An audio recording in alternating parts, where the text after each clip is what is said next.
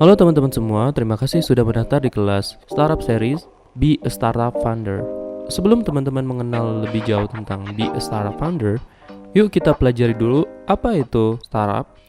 Menurut Paul Graham, pendiri Fiverr, sebelum akhirnya dijual ke Yahoo, mendefinisikan startup sebagai sebuah perusahaan yang didesain untuk berkembang secara cepat. Biasanya seorang founder startup sudah mendesain alur startup mereka dari awal hingga akhir akan seperti apa. Apabila kita ibaratkan dengan seekor ayam, maka startup ini merupakan ayam broiler, sedangkan bisnis biasa adalah ayam kampung dalam hal perkembangan postur dan daging pada ayam. Sedangkan Eric Rice, penulis buku The Lean Startup, memberikan petunjuk tentang startup bahwa startup merupakan human institution design yang dirancang untuk membuat dan mendeliver produk atau jasa dalam kondisi yang tidak pasti. Eric Rice pada penjelasannya tersebut memberikan gambaran bahwa startup merupakan metode bisnis atau model bisnis yang belum teruji kepastiannya. Tetapi tentu saja, para founders ingin menjadi jawaban atau solusi dari permasalahan yang ada di masyarakat atau lingkungan mereka. Apabila kita lihat contohnya di Indonesia, seperti halnya Gojek ketika startup mereka dibentuk sebelumnya, tidak ada sama sekali model bisnis yang serupa dengan mereka, yang memberikan layanan antar jemput ojek di Indonesia. Pada saat itu, ojek hanya bisa diakses lewat offline atau tatap muka saja.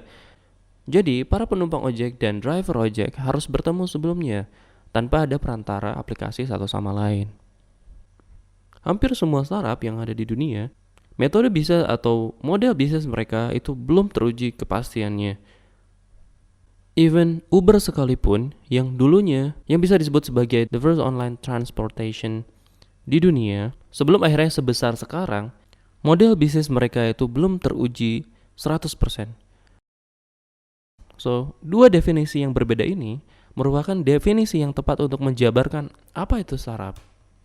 Dalam dunia startup, kita tidak tahu apakah bisnis model yang kita lakukan ini akan bekerja dengan lancar atau akan menghasilkan uang. Bahkan Gojek di tahun pertama hingga saat ini, atau di tahun keempat peluncuran aplikasi mereka masih merugi. Tapi karena startup butuh perkembangan bisnis yang cepat, maka gak tanggung. Sampai saat ini, Gojek merupakan startup bervaluasi paling tinggi dibanding startup-startup yang lain.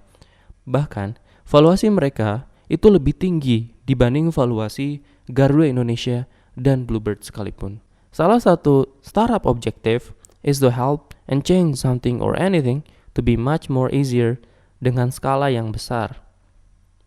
Contoh lainnya, bagaimana Airbnb mengubah paradigma biaya penginapan traveling itu mahal. Saat ini, mindset seperti itu diubah oleh mereka.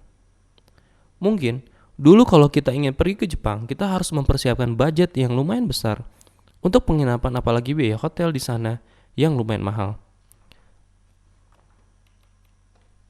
Sekarang, Airbnb mengubah itu semua. Bahkan, biaya penginapan di sana saat ini bisa dibayar yang setengahnya dari harga hotel di Jepang. Bukan hanya itu, para pemilik rumah akan mendapatkan fee apabila ada yang menginap di rumah atau apartemen miliknya. Jadi, semua pihak yang terlibat dalam transaksi di Airbnb sangat diuntungkan. Tapi, sayangnya menurut penelitian dari Harvard University, 75% startup yang dibangun itu gagal di tengah jalan karena ketidakpastian model bisnis, rendahnya pengetahuan founders tentang bagaimana mendesain sebuah produk, dan salah mendeliver produk mereka ke pasar yang tepat. Kemudian, tidak bisanya tim manajemen mengatur atau merubah tujuan mereka ketika dibutuhkan, atau pivot. Yang terakhir, founders tidak bisa mengatur sumber daya, baik itu funding, waktu, atau SDM mereka. Nah, jangan sampai deh kita menjadi 75% ini yang dijabarkan oleh Harvard University.